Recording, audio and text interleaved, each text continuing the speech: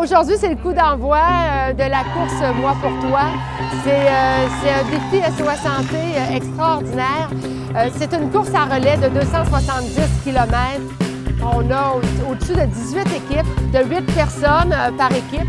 À tour de rôle, les courses 5 km. On est parti ce matin du stade olympique et le but est de se rendre sur les plaines d'Abraham demain vers les 16 heures environ. Notre équipe est complètement extraordinaire. Vraiment, je me suis jamais fait autant de fun que ça. Je suis pas une fille qui fait du camping, mais on dirait que ça me tente d'en faire.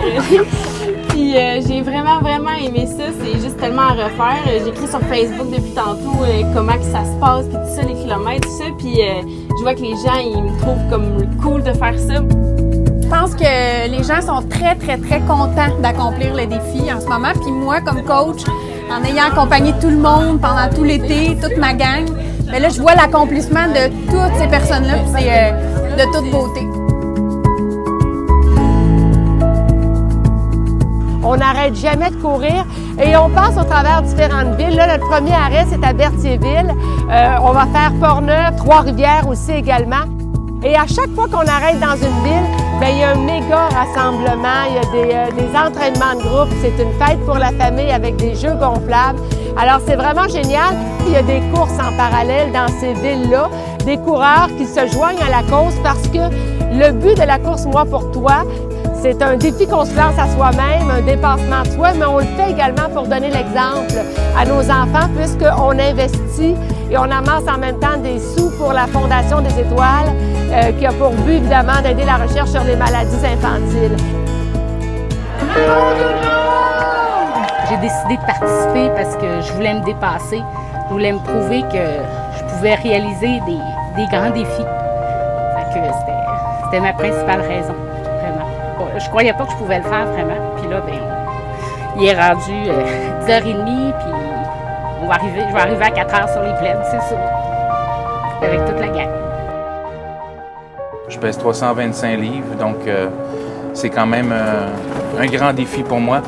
Et là, je viens de clore mon 20e kilomètre. J'avais jamais enchaîné vraiment du jogging continu. J'ai comme juste découvert que j'en étais capable. Juste le 2 km en pente qu'on vient de faire, je pleurais. Les larmes coulaient. Fatigué, je ne sais pas.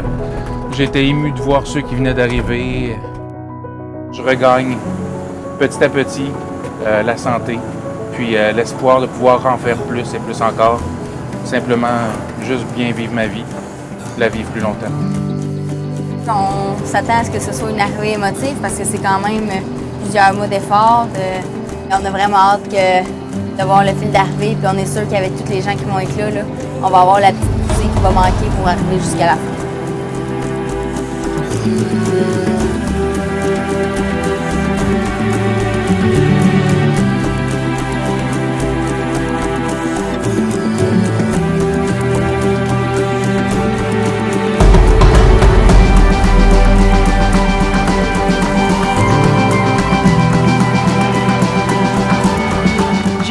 A été là tout le long du parcours pour courir avec les participants. Moi, je les attendais à chaque rassemblement et surtout à la ligne d'arrivée. Il a réussi à amener les gens à se dépasser, à franchir la ligne d'arrivée avec beaucoup de fierté et énormément d'émotion.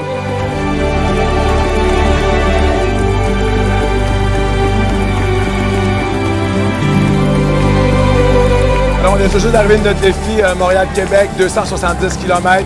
De joie, de petites peines aussi, puis des fois de découragement, mais ce qui m'a le plus marqué au travers des gens avec qui j'ai couru puis j'ai pu motiver, c'est que peu importe leur vitesse de course, j'allais avec un objectif en commun, puis c'était d'arriver à Québec et se dire à quelque part sur les plaines, puis je l'ai fait.